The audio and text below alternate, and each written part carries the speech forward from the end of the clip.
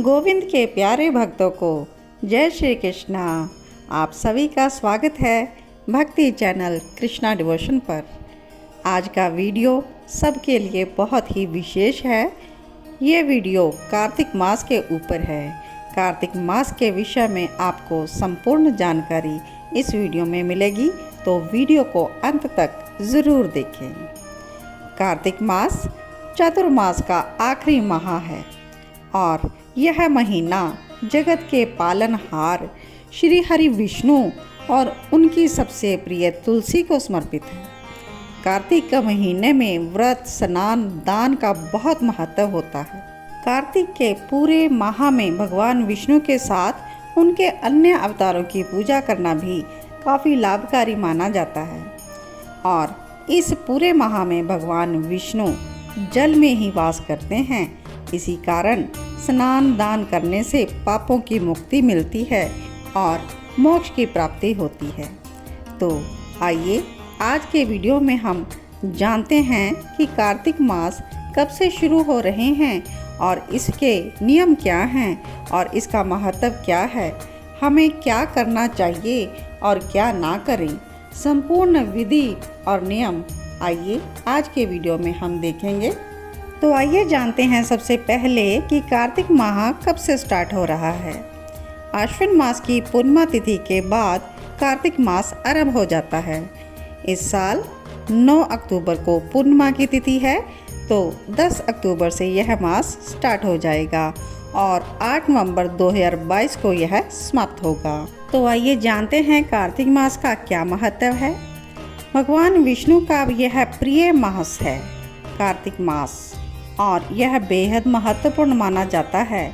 इस मास में देव तत्व मजबूत होता है और इस मास में भगवान विष्णु के साथ साथ तुलसी की पूजा करना भी शुभ फलदायी माना जाता है।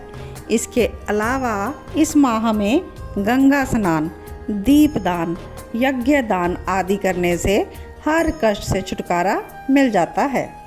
कार्तिक मास में भगवान विष्णु की प्रिय तुलसी का पूजन करना बहुत ही शुभ है, बहुत ही फलदायी है।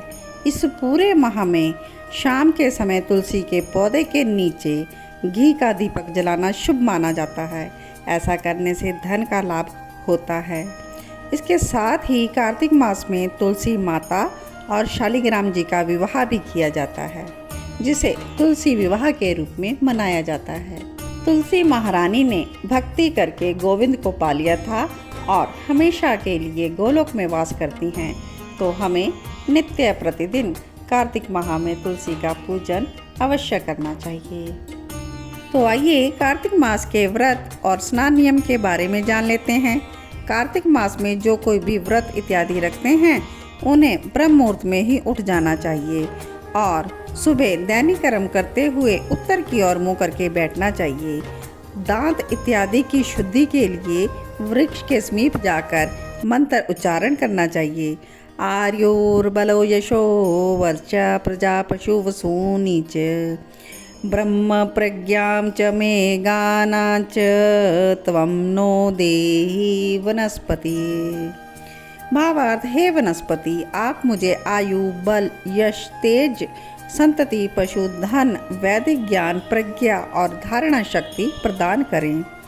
ऐसा कहकर फिर हमें वृक्ष से दातुन लेनी चाहिए। दूध वाले वृक्षों की दातुन हमें नहीं लेनी है। वर्तमान समय में दातुन तो नहीं मिलती, लेकिन जिस प्रकार हम टूथब्रश इत्यादि करते हैं तो हमें विधि पूर्वक शुद्ध करके मुंह को जल से धो लेना चाहिए। और इसके बाद कार्तिक का व्रत करने वाले को विधि पूर्वक स्नान करना चाहिए। स्नान के बाद नए स्वच्छ वस्त्र धारण करने चाहिए, तिलक लगाना चाहिए और अपने नियम के अनुसार संध्या उपासना करनी चाहिए। जब तक सूर्य उदय ना हो जाए तब तक हमें गायत्री के मंत्र का जप करना है। संध्या उपासना के अंत में हमें विष्णु सहस्त्र नाम का पठन करना है और फिर अपने दिनचर्या को आरंभ करना चाहिए। और सायंकाल के समय भगवान के मंदिर में जाकर यथाशक्ति दीपदान करना चाहिए, यानी कि 1, 3, 5 जैसा संभव हो वैसे आप दीपदान कर सकते हैं। भगवान विष्णु और अन्य देवताओं को प्रणाम करके आरती उतारनी चाहिए। प्रथम पहर में कीर्तन करते हुए जागरण करना चाहिए। प्रथम पहर के बीत जाने के बाद हमें शयन करना चाहिए। इस प्रकार जो कोई भी व्यक्ति 1 महीने तक इस विधि का पालन करते हैं, वो कार्तिक मास में स्नान, दान इत्यादि करते हैं, उसे भगवान का सालोक्य प्राप्त होता है। कार्तिक मास में भगवान जनार्दन को प्रसन्न करने के लिए नियम पूर्वक स्नान करना चाहिए। तो आइए कार्तिक मास में नियम से स्नान करने की विधि भी जान लेते हैं। विधि पूर्वक स्नान करने के लिए जब 2 घड़ी रात्रि शेष रह जाए, तब तुलसी की मिट्टी, वस्त्र, कलश लेकर आप जलाशय में जाएं, गंगा नदी या किसी पवित्र नदी के किनारे जाएं और बाहर ही आप अपने पैर धो लें और फिर गंगा या अन्य किसी पवित्र नदियों का ध्यान करते हुए विष्णु, शिव आदि देवताओं का ध्यान करें। उसके बाद आप जल में प्रवेश करें। नाभि तक जल में खड़े होकर आपको मंत्र बोलना है। कार्तिके हम कृष्यामि प्रातः स्नानं जनार्दनम प्रीत्यर्थ तव देवेश दामोदर मया सह। हे जनार्दन देवेश्वर, लक्ष्मी सहित आपकी प्रसन्नता के लिए मैं कार्तिक प्रातः स्नान करता हूँ। और फिर आपको श्री हरि को अर्घ्य अर्पण करना है। ग्रहण अर्घ्यम मया दत्तम राधाया सहितो हरे। नमः कमलनाभाय नमस्ते जलशायिने नमस्तेस्तु ऋषिकेश ग्रहण अर्घ्यम नमस्तुते। हे हरि, आप मेरे द्वारा दिए गए इस अर्घ्य को श्री राधा सहित स्वीकार करें। हे हरे, आप कमलनाभ को नमस्कार है। जल में शयन करने वाले आप नारायण को नमस्कार है। इस अर्घ्य को स्वीकार करो और आपको बारंबार नमस्कार है। आप किसी भी जलाशय में स्नान कर सकते हैं, लेकिन स्नान करते समय आपको गंगा जी का ध्यान करना है और सबसे पहले मृत्तिका यानी कि मिट्टी से स्नान करना है। तुलसी की मिट्टी से स्नान अति शुभ माना जाता है। और उसके बाद आपको स्नान तर्पण करना है और पुष्प सूक्त के द्वारा अपने सिर पर जल छिड़क सकते हैं और जल से बाहर निकलकर दोबारा अपने मस्तक पर आचमन करना चाहिए। और उसके बाद कपड़े इत्यादि बदल कर आपको तिलक लगाना चाहिए। जब कुछ रात शेष रह जाए ना, तभी यह स्नान किया जाना चाहिए, क्योंकि यही उत्तम स्नान कहलाता है और भगवान विष्णु को पूर्ण रूप से संतुष्ट करता है। सूर्य उदय काल में किया गया स्नान मध्यम स्नान कहलाता है और बहुत देर से किया गया स्नान कार्तिक स्नान नहीं माना जाता। तो आइए कार्तिक मास के अन्य नियमों के बारे में भी जान लेते हैं और जानते हैं कि कार्तिक मास में किन वस्तुओं का हमें त्याग करना चाहिए। कार्तिक मास में तेल लगाना, दूसरे का दिया हुआ भोजन ग्रहण करना, अधिक बीज वाले फलों का सेवन करना, चावल, दाल, खाद्य पदार्थ कार्तिक मास में हमें नहीं खाने चाहिए। और इसके अलावा गाजर, बैंगन, बासी खाना, मसूर की दाल, कांजी इत्यादि को भी हमें नहीं खाना।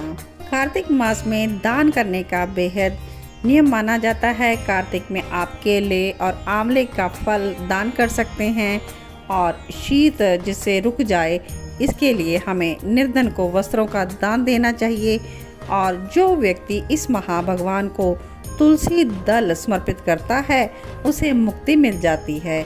जो कार्तिक की एकादशी को निराहार रहकर व्रत करता है, वह पूर्व जन्म के कर्मों से जो उसके पाप कर्म हैं, उनसे छुटकारा पा लेता है। जो राह में चलकर आए हुए थके हुए व्यक्ति को अन्न देता है और भोजन करके उसे संतुष्ट कर देता है, उसको अनन्य पुण्यों का फल मिल जाता है। और कार्तिक मास में हमें भगवान विष्णु की परिक्रमा करनी चाहिए।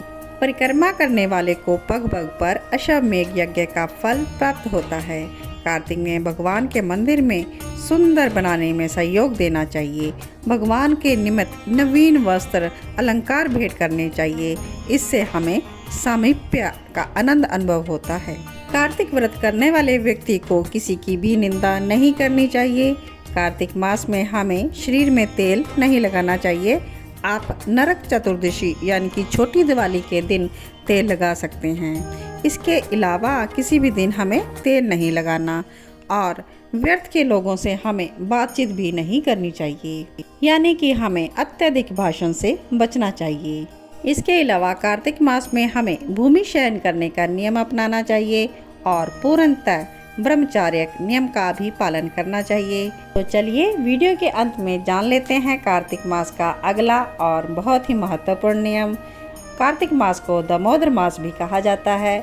इसी मास में भगवान कृष्ण ने दामोदर लीला की थी। यशोदा मैया ने कृष्ण को ओखल से बांध दिया था, इसीलिए इस मास को दामोदर मास का भी कहा जाता है। और दामोदर मास में हमें भगवान कृष्ण का और यशोदा मैया का चित्रपट लेकर पूरे मास में हमें दीपदान करना चाहिए और दीपदान करते हुए हमें दामोदर अष्टकम का भी पाठ करना चाहिए। तो यह आप संध्या के समय करेंगे। तो आप सभी पूर्ण उत्साह, श्रद्धा, विश्वास, प्रभु भक्ति में लीन होकर पूरे दामोदर मास में, कार्तिक मास में आप कृष्ण भक्ति, विष्णु भक्ति करें और गोविंद के प्यारे भक्तों में शामिल हों और प्रभु की कृपा आप सभी पर बरसती रहे, ऐसी सबके लिए शुभकामनाएं हैं। और वीडियो आपको अच्छा लगा हो, वीडियो की जानकारी आपको पसंद आई हो तो कमेंट बॉक्स में कमेंट ज़रूर कर दीजिएगा और न्यू व्यूअर्स चैनल को सब्सक्राइब ज़रूर कर लीजिएगा। और ऐसे ही भक्ति वीडियोस देखने के लिए जुड़े रहें कृष्णा डिवोशन चैनल के साथ। इन्हीं शब्दों के साथ आज के वीडियो को हम विश्राम देते हैं। सबको जय श्री कृष्णा। ओम नमो भगवते वासुदेवाय।